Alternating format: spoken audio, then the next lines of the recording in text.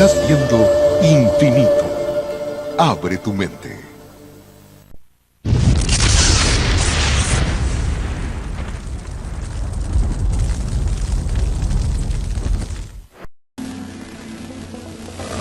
Pero ¿qué sucede cuando se formulan preguntas sobre muchas de nuestras creencias fundamentales?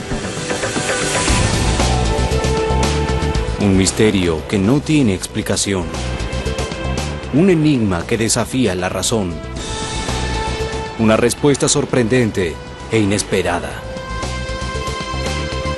Encontrar ese misterio en forma directa puede cambiar su vida para siempre. Cara a cara con los grandes acertijos de todos los tiempos, los más profundos misterios del mundo tocarán su vida de formas que usted jamás imaginó que fuera posible.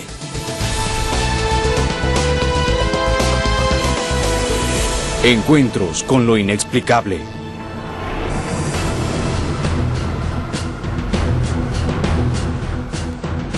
El nuevo milenio trajo aparejadas profecías del fin del mundo, trágicos pronósticos de especialistas y miles de años de advertencias y predicciones de catástrofes ineludibles cayeron sobre nosotros.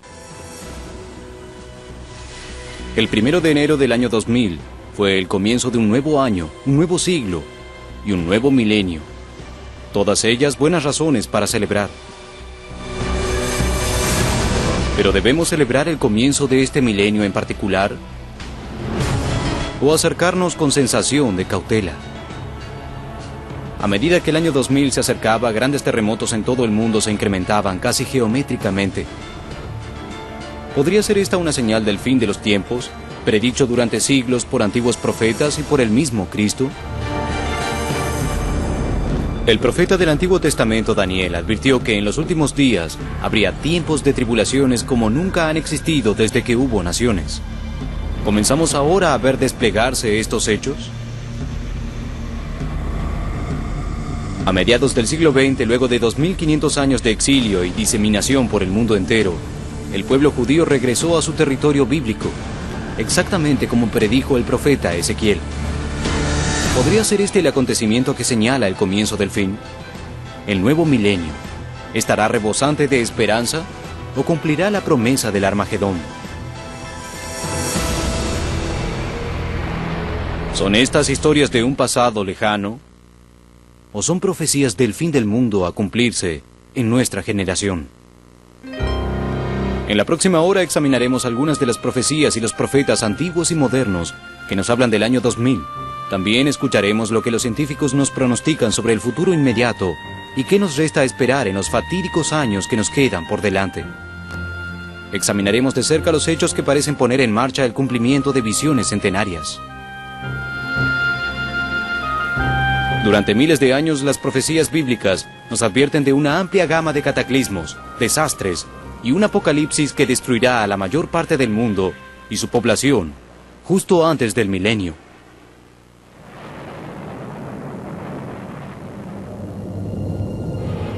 Pero ¿tenemos la certeza de que este es ese milenio? Y lo que es más concreto, ¿estamos seguros de que comenzó el nuevo milenio? El 1 de enero del año 2000 suena de maravillas, pero el nuevo milenio realmente comenzó el 1 de enero del año 2001. El 2001 es de hecho parte de los momentos de riesgo que se predicen en el segundo milenio. Pero tal vez no lo sea. Depende qué calendario se ponga a consultar uno. Existe el calendario hebreo, que es un calendario lunar, y sin duda es el calendario que los antiguos profetas bíblicos tenían en mente cuando hablaban del porvenir. Según este calendario hebreo, esta es la década del 5760. Faltan 240 años para completar los 6000 años. El calendario juliano comienza con el emperador Diocleciano y fue ampliamente utilizado durante siglos, pero el Papa Gregorio creyó que era inapropiado y comisionó a Dionisio, un monje del siglo VI, para que reformulara el calendario para contar los años desde el nacimiento de Cristo. Desafortunadamente, el monje, también conocido como Dionisio el Exiguo, calculó mal el nacimiento de Cristo en 4 años de diferencia. Lo que se popularizó como el calendario gregoriano, el que usamos hoy, fue adoptado y el milenio comenzó realmente el 1 de enero de 1997. De modo que ya pasó, o aún faltan 240 años lunares. O puede ser en un punto intermedio. En cualquier caso, cuando comenzamos a interpretar las señales del segundo milenio, Haríamos bien si primero tenemos en cuenta que el 2000 en nuestro calendario es más un punto de referencia que una fecha veraz. La frase señales de los tiempos proviene del Evangelio según San Mateo en el Nuevo Testamento de la Biblia cristiana, cuando Jesús dijo a los fariseos: «Sabéis distinguir el aspecto del cielo, mas las señales de los tiempos no podéis».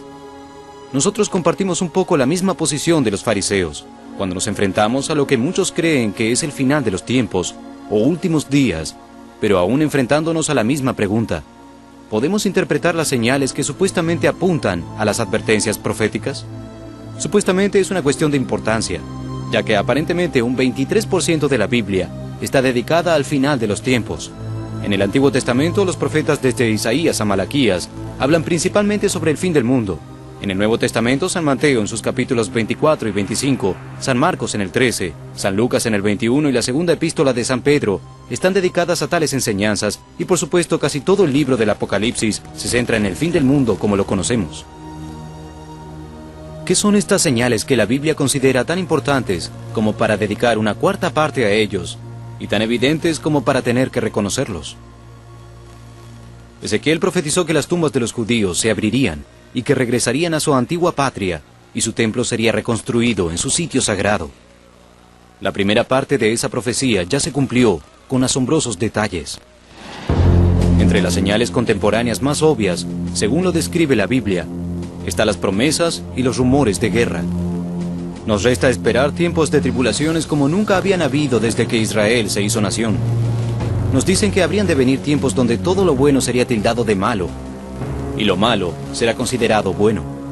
Una montaña en llamas se estrellará en el mar con devastadores resultados para toda la humanidad, y una estrella llamada Ajenjo envenenará 1/3 de toda el agua del mundo. Un gran líder saldrá a la escena mundial. Él establecerá una nueva religión y requerirá que todos acepten su marca. Él demandará que los reverencien como a un Dios, y quienes se nieguen morirán. El mismo Cristo advirtió de terremotos en diversas partes, hambre y pestilencia. Y finalmente veremos a todos los ejércitos del mundo unirse contra Israel en las llanuras de Armagedón. Esta será la última gran batalla, y una en la cual el mismo Dios tomará parte. Estas no son todas las señales, claro, sino algunas de las más prominentes. Y ciertamente son señales que deberíamos poder descubrir si, en efecto, estamos aproximándonos a nuestra hora final. Pero eso no es todo lo que debe preocuparnos.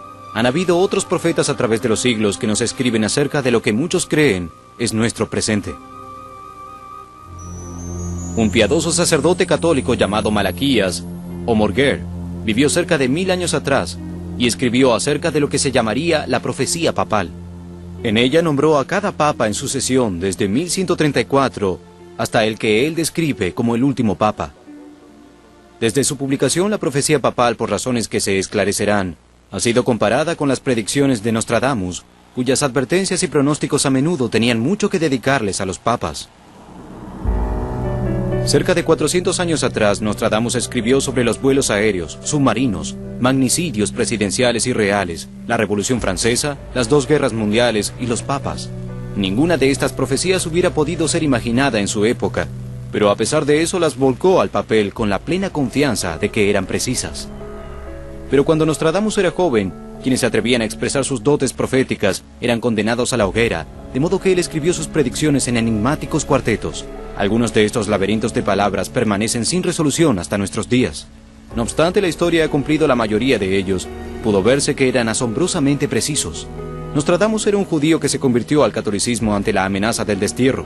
El rey de Francia había ordenado a todos los infieles a convertirse o exiliarse. Sean cuales fueren sus orígenes, Nostradamus parece haberse convertido al catolicismo con pasión, y su afinidad con los papas se hizo legendaria. En una ocasión, caminando por un camino lodoso junto a su hijo, Nostradamus de repente se detuvo, tomó la mano de un monje pobre y la besó.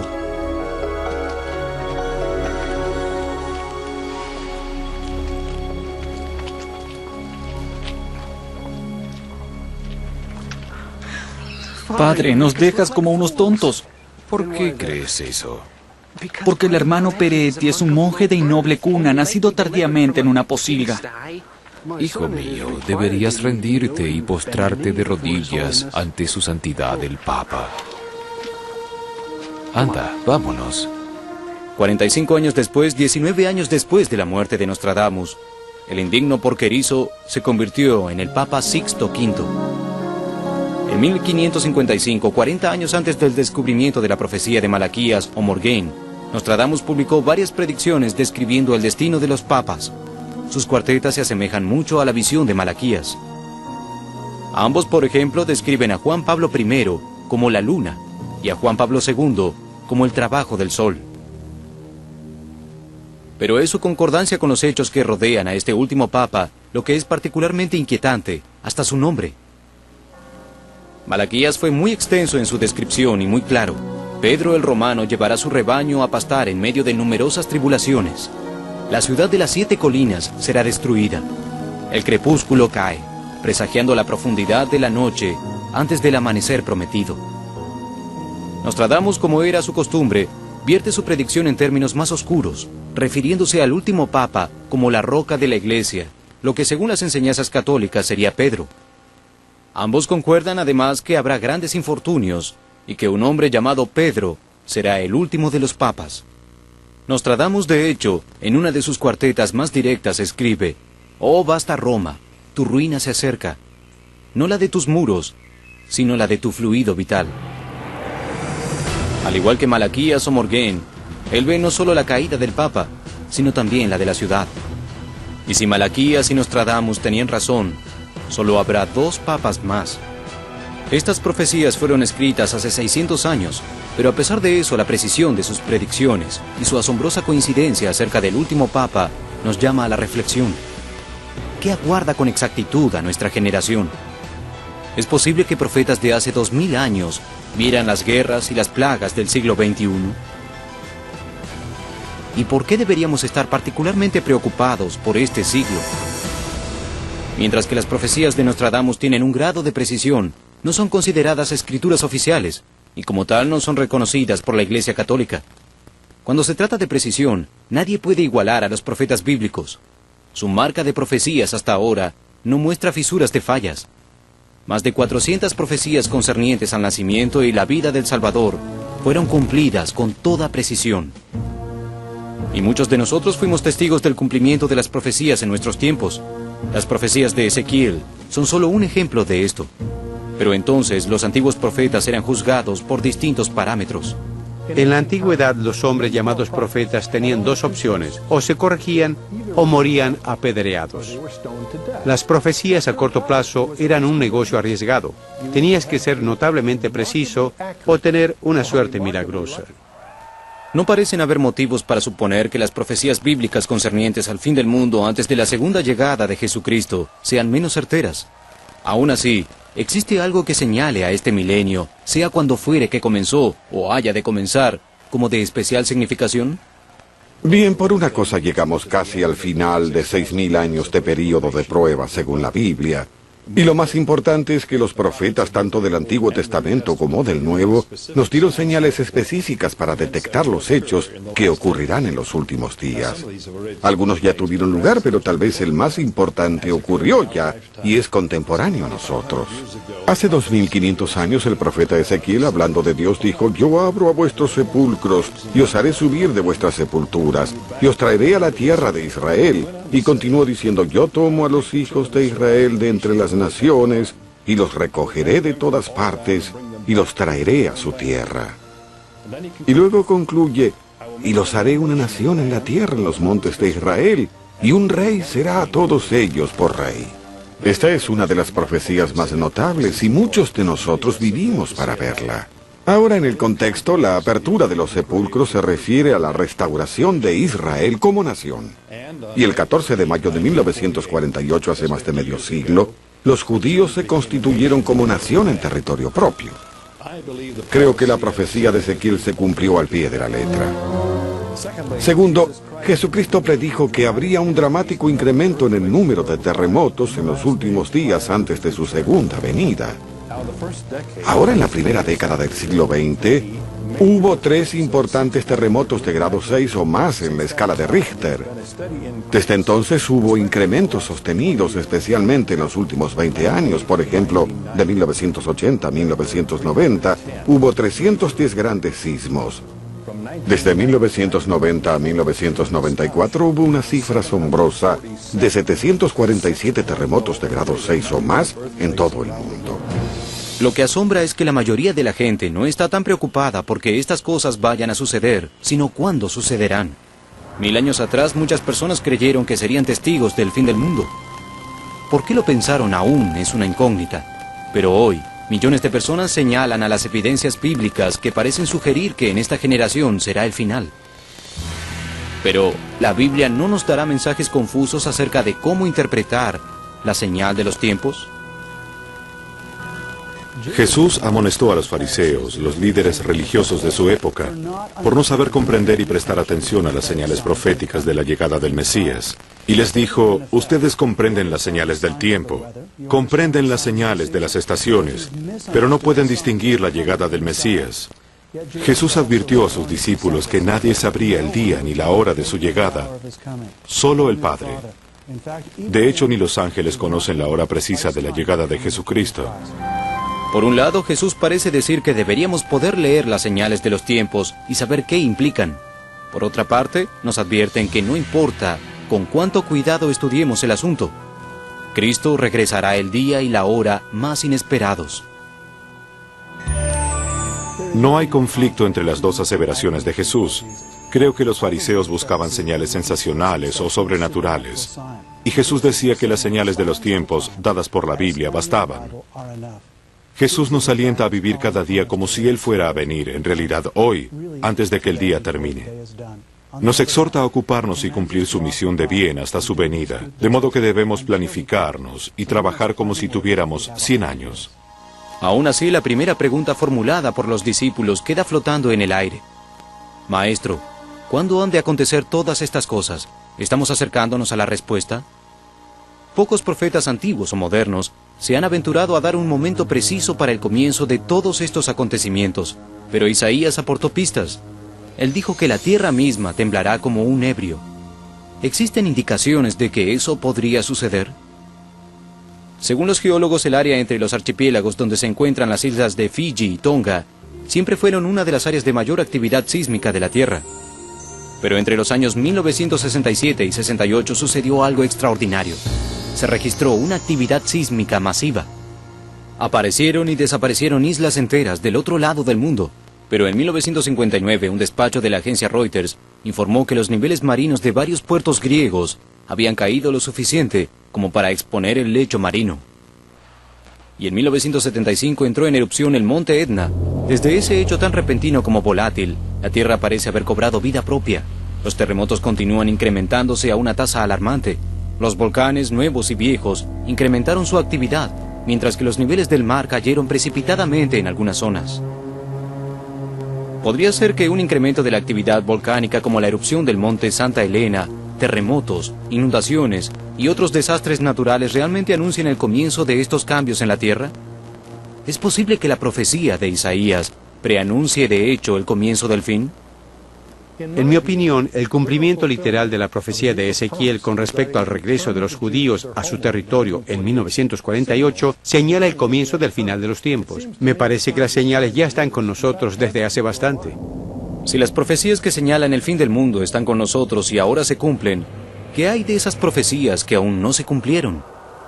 Virtualmente, todas tienen implicancias mundiales. El profeta Juan, por ejemplo, nos cuenta que en los últimos días, estrellas caerán del cielo. Y las estrellas del cielo cayeron sobre la tierra como la higuera deja caer sus higos cuando es sacudida por un fuerte viento. Porque el gran día de su ira ha llegado, ¿y quién podrá sostenerse en pie? Los científicos afirman que cada 3.000 o 5.000 años la Tierra pasa cerca de una gran tormenta de meteoritos o cinturón de asteroides. Y esto puede corroborarse por las escrituras sumerias que registraron esto hace 4.500 años. Afirman que un cuerpo celestial llamado Nibiru chocó contra un planeta localizado entre Marte y Júpiter. Y este planeta se llamaba Tiamat. Luego de esta colisión, la luna de Nibiru divisó a este planeta en el planeta Tierra y el cinturón de asteroides. El satélite observatorio solar SOFO monitoreó la actividad solar durante años. En las espectaculares erupciones en la superficie solar, todas las partículas fueron enviadas en corrientes cósmicas hacia la Tierra. Y suceden muchas cosas cuando estas partículas se acercan. Observamos espectaculares auroras boreales en el cielo nocturno. Las comunicaciones de radio se interrumpieron. Hasta las transmisiones eléctricas quedan en peligro. La actividad solar tiene ciclos de 11 años y alcanzará el máximo de su dinamismo en los próximos 2 años. Pero ese no fue el caso en 1989, cuando una enorme nube solar chocó contra la Tierra al este de Canadá, con resultados desastrosos. Incapaz de absorber la masiva carga eléctrica de la nube, las líneas de electricidad se sobrecargaron y en cuestión de minutos la red nacional de tendido eléctrico quedó fuera de servicio. Tan grande resultó ser el potencial eléctrico de la nube que el tendido quedó saturado y se observaron descargas mucho después de que las centrales eléctricas quedaran fuera de servicio. En 1989, la actividad solar provocó centenares de millones de dólares en daños. Los expertos no vaticinan que la próxima vez, en algún momento de la década del 2000, los daños podrían ser mucho peores. ¿Pero son solo los desastres naturales los que prefiguran los últimos días? ¿O podemos esperar catástrofes desencadenadas por el hombre como señales del fin de los tiempos?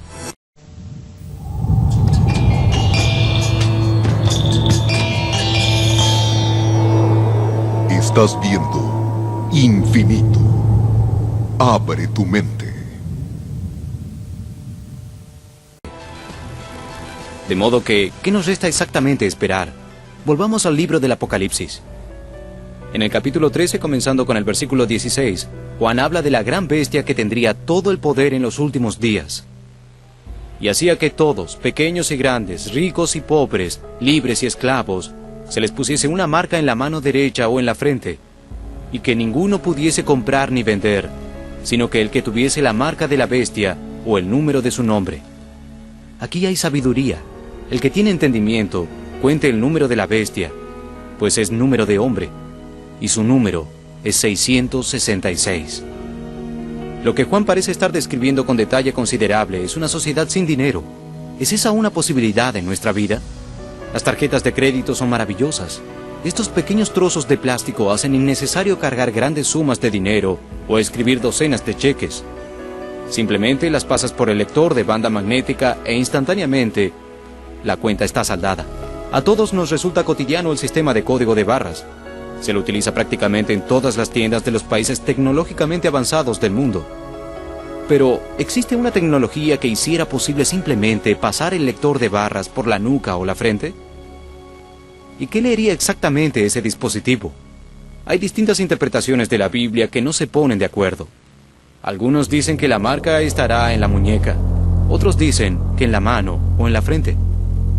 Varios grupos fomentan los beneficios de una sociedad sin dinero. Las diferencias entre tener una tarjeta de crédito o de débito y tener una marca en la mano o en la frente son sutiles. Hay muy pocos que con tal de comprar o vender, especialmente bajo el dolor de la muerte, se resistirán a recibir una marca semejante. Estamos mucho más cerca de cumplir eso de lo que la mayoría tiende a creer. La vasta mayoría, probablemente más del 85% de las transacciones, ya se efectúan sin efectivo. Para llevarlo un paso más allá, si todos nosotros demandáramos dinero en efectivo en lugar de pagos por otros medios, solo habría papel moneda para cubrir el 5% de las transacciones. Desde el surgimiento de las computadoras, muchas personas han tratado de descubrir la verdadera identidad de esta bestia a través del número 666, pero sin resultados. No obstante, suele ser asociado con otra de las grandes señales bíblicas de los tiempos, el gran líder mundial que será recibido, adorado, hasta venerado, quien finalmente se convertirá en el más perverso y sanguinario dictador en la historia de la humanidad. El hombre al que llamarán el Anticristo, se profetiza, será originario de Medio Oriente pero mandará desde Roma. Este hombre causará grandes preocupaciones a la escena mundial durante los últimos días. Hasta ahora, nadie de dichas características puede ser vislumbrado en el mundo entero. ¿Podría ser posible que los antiguos profetas simplemente fallaran en esto? Dada su marca de constantes precisiones, no quisiera desconfiar de los profetas, ya sea de Daniel, Ezequiel o el mismo Cristo, porque ellos hablaron de épocas de grandes tribulaciones, eras en las cuales veían a naciones levantarse en contra de otras, de guerras, de rumores de guerra, de grandes conmociones y alzamientos, de hambres y pestes, y hablaron de otro hecho que pienso que está a punto de cumplirse. Los profetas de la Biblia vislumbraron el renacimiento del antiguo imperio romano en la generación que precedía el regreso de Cristo. ¿Podría ser que sucediera una cosa así? ¿Están las naciones de la Unión Europea comenzando a coincidir con la descripción de Daniel? La BBC entrevistó al canciller belga Henry Spaak hace unos años acerca del Tratado de Roma de 1957 y lo que se proponían al concretar la Unión Europea. Aquel día nos sentimos como los romanos, estábamos recreando el imperio romano conscientemente una vez más. De hecho, el Tratado de Maastricht del que hablaba Spaak consistía en la formación del primer superestado mundial. Enfrentémoslo, es un coloso, una economía, un ejército aliado mucho más grande que los Estados Unidos. Y creo que será una situación mucho más asombrosa que ni siquiera podemos darnos cuenta. Parece ser que se ha dispuesto el escenario. Ahora solamente se requiere que un personaje central se posee bajo los reflectores. Y deberíamos recordar que los profetas advirtieron que se le dio autoridad sobre toda tribu, pueblo, lengua y nación. ¿Es posible que un hombre pudiera ganar un poder tan absoluto y mundial? Los profetas dieron una respuesta también a esa pregunta.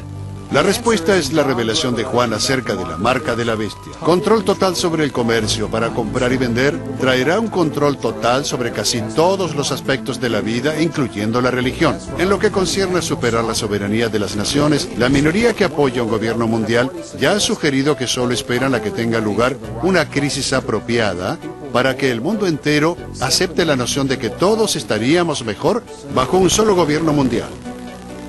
Parece ser obvio hasta para el observador casual que el poder ascendente de las Naciones Unidas, el Fondo Monetario Internacional, la Organización Mundial del Trabajo y el Banco Mundial rápidamente destruyen las soberanías nacionales y reemplazan las metas nacionales por prioridades económicas internacionales. Es sorprendente, pero la élite mundial que ejerce el control admitió que ese es su objetivo. Henry Morgenthau, secretario del Tesoro del presidente Roosevelt y miembro del Consejo de Relaciones Exteriores, reconoció que su plan era causar la bancarrota del engranaje financiero internacional. Si creen que los políticos mundiales han cambiado su posición, piensen que un estudio de las Naciones Unidas fue financiado por la Fundación Ford.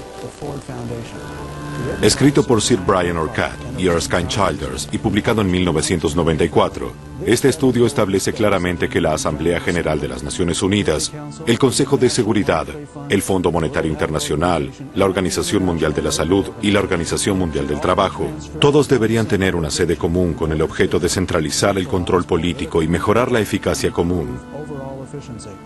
El estudio establece algo más, que mientras no hay en el presente intenciones de transformar el sistema de la ONU en una autoridad supranacional, la organización se encuentra en una fase de transición. El estudio repite varias veces frases como la gradual limitación de la soberanía o socavar los límites de la soberanía tradicional. Existen quienes, parece ser, están comprometidos a convertir las profecías en algo real. ¿Pero son estas realmente las señales de los tiempos? Cristo amonestaba a quienes decían poder leer fácilmente las señales del clima, pero no querían o no podían leer las señales que les daban los profetas. ¿Podríamos ser acusados de lo mismo?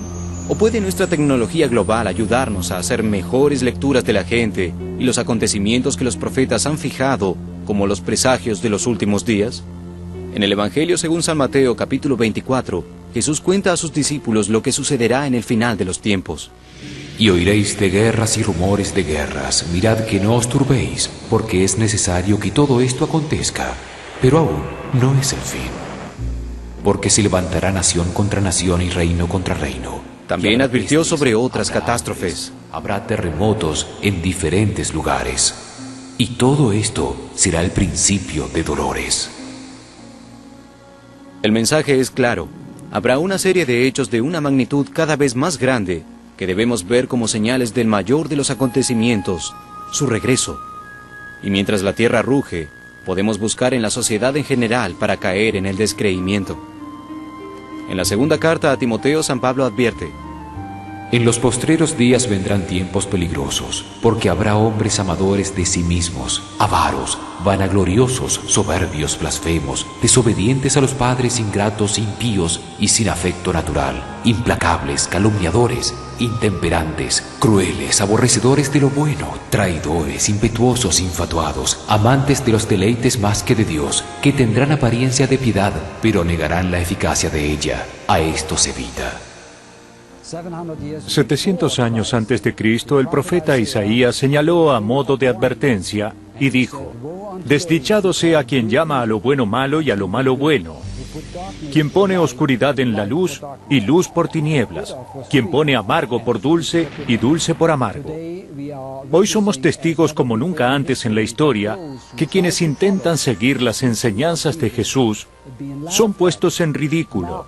Se burlan de ellos, hasta son perseguidos. Y Jesús mismo predijo que los malos ahora son glorificados y aplaudidos por la élite.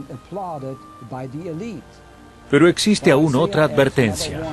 Desdichado sea el que es astuto con sus propios ojos e inteligente en su propia vista. ¿Nos habremos convertido en seres demasiado astutos e inteligentes para nuestro propio mal? ¿Cuáles señales de los tiempos podríamos estar pasando por alto o tal vez ignorando? Lo más importante, ¿es posible evitarlas? A principios de la década de 1960, la Corte Suprema de los Estados Unidos trató el caso de Madeleine Murray O'Hair. En nombre de su hijo William Murray, acabó con las oraciones cristianas obligatorias en la escuela pública.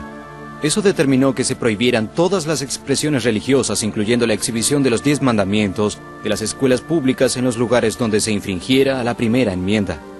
Antes de 1962, las encuestas docentes contaban entre los principales problemas de la educación pública la conversación en clase, mascar chicle, hacer ruido, correr en los pasillos, salirse de la línea, utilizar ropa inadecuada y no arrojar los desperdicios a los cestos. En solo 20 años, en 1982, los problemas más graves de las escuelas públicas pasaron a ser la violación, el robo, el saqueo, los incendios provocados, las bombas caseras, el asesinato, el suicidio, el vandalismo, la extorsión, el abuso de drogas y alcohol, la guerra de pandillas, los embarazos adolescentes, el aborto y las enfermedades venéreas. Hoy esos problemas no están en vías de solucionarse, empeoraron. ¿Será posible que la generación descrita por San Pablo ahora esté levantándose? Hay aún más. El profeta Juan profetiza hechos realmente trágicos que ocurrirán poco antes de la apertura del 7º sello. La descripción de estos hechos es tan horrorosa que la mayoría de nosotros tiende simplemente a ignorarlos, pero son señales. Según el capítulo 8, versículo 8 del Apocalipsis, algo como una gran montaña ardiendo en fuego fue precipitada en el mar, y la tercera parte del mar se convirtió en sangre, y murió la tercera parte de los seres vivientes que estaban en el mar, y la tercera parte de las naves fue destruida. El 16 de junio de 1999, la BBC informó que un asteroide recientemente descubierto, de 800 metros de diámetro, se dirigía hacia la Tierra y no colisionará con ella, pero sí pasará a una 10ª parte de la distancia entre la Tierra y la Luna. Se espera que llegue en el 2027, coincidiendo con los cálculos de Nostradamus. En 1999 descubrieron un asteroide de unos 800 metros de diámetro, y los investigadores del Instituto Smithsoniano calcularon que el 7 de agosto de 2027 pasaría a unos 37.000 kilómetros. Otros están preocupados por lo que sucederá cuando vuelva a pasar en el 2039, ya que es posible una colisión debido a la fuerza de gravedad ejercida por la Tierra hacia el asteroide. Los astrónomos advierten que la colisión es solamente una entre muchas posibilidades para esta roca cósmica, y según un informe de CNN Interactive, de colisionar con la Tierra tendría el impacto de 2 millones de bombas atómicas. Juan también nos habla de una gran estrella ardiendo como una antorcha que cayó sobre la tercera parte de los ríos y sobre las fuentes de las aguas. Y el nombre de la estrella es Ajenjo, y la tercera parte de las aguas se convirtió en Ajenjo, y muchos hombres murieron a causa de esta agua.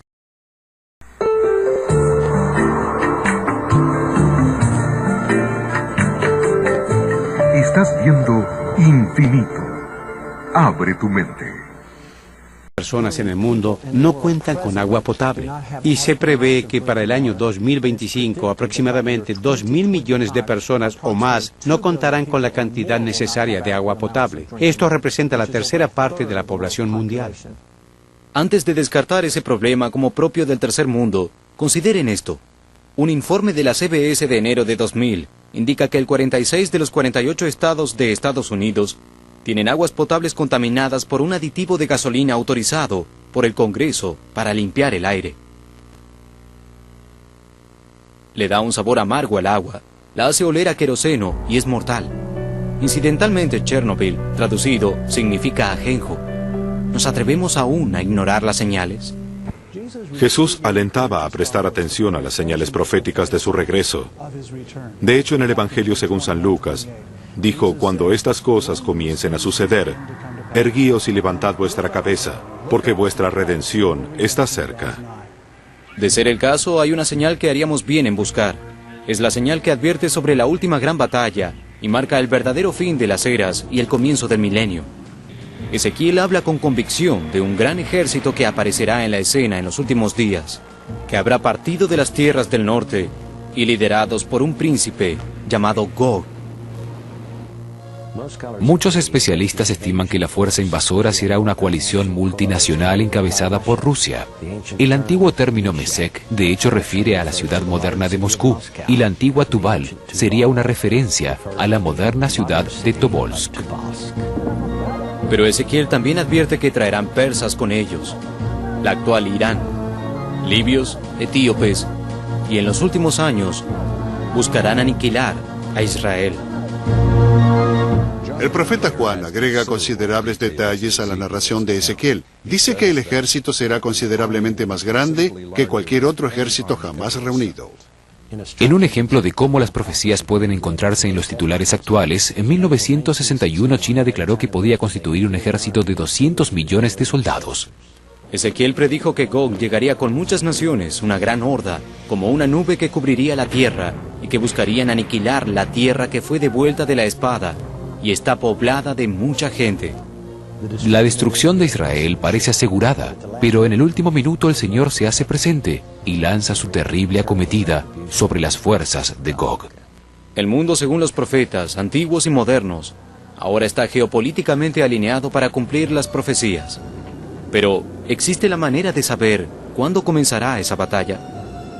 En Daniel capítulo 9 hay una profética tabla de tiempo.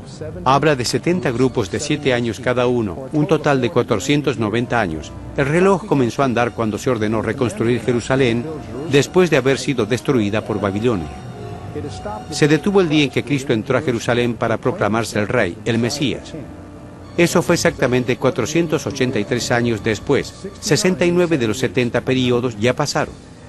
El reloj profético se detenía a la hora señalada y Daniel describió una brecha entre los 483 años y los 7 años finales de la tabla de las profecías. Durante esa brecha, los hechos que alguna vez fueron proféticos ahora fueron confirmados en la historia, y ahora buscamos ese reloj para volver a contar. Según la Biblia, el conflicto de Medio Oriente continuará escalando y amenazará la paz mundial. Para entonces, creo que el anticristo y el espíritu del anticristo resolverán este problema para constituirlo en la persona más poderosa del mundo. El futuro líder mundial sellará un poderoso pacto con los israelíes y bajo su protección se reconstruirá su templo en Israel. Y la ley de Moisés, de ofrendas y sacrificios, será reinstituida. El profeta Daniel deja muy en claro que un líder israelí firmará un trato con la Unión Europea y que eso constituye el comienzo de grandes tribulaciones que durarán 7 años. El punto culminante de esas tribulaciones es la batalla de Armagedón. Tal vez podamos interpretar las señales de los tiempos, al menos algunas de ellas. La cuestión es si estamos dispuestos a enfrentarnos a la realidad de los hechos que están por venir. Hoy podemos sentarnos frente a nuestra televisión o computadora y escuchar y ver cómo se cumplen las profecías. Con la ayuda de los conocimientos científicos adquiridos a través de los siglos, ahora podemos cuantificar las profecías acerca de los cambios en la Tierra. Pero hay otras cosas más difíciles. Generación tras generación de habitantes del mundo vienen tratando sin éxito de acabar con las guerras. Ahora, aun cuando nos esforcemos para evitar lo que parece ser la ineludible batalla final, el éxito nos parece esquivo. Si estas son verdaderas señales de los tiempos, ¿es la devastación que se predice para el mundo una certeza? ¿Existe un modo de escapar al terrible porvenir como resultado del gobierno del anticristo y la marca de la bestia? ¿Son la ciencia y la tecnología lo suficientemente poderosas como para inventar los medios para evitar los desastres sobrenaturales que Juan vio en sus predicciones? ¿O será la nuestra la generación de los últimos días? A medida que buscamos interpretar las señales de los tiempos, no debemos olvidar que las predicciones de los profetas del Antiguo Testamento han resultado certeras a través de los siglos. Esa fuente de presagios ha estado al alcance de todos durante toda la historia. Para los oídos prestos a escuchar, no falta el beneficio de una palabra de advertencia.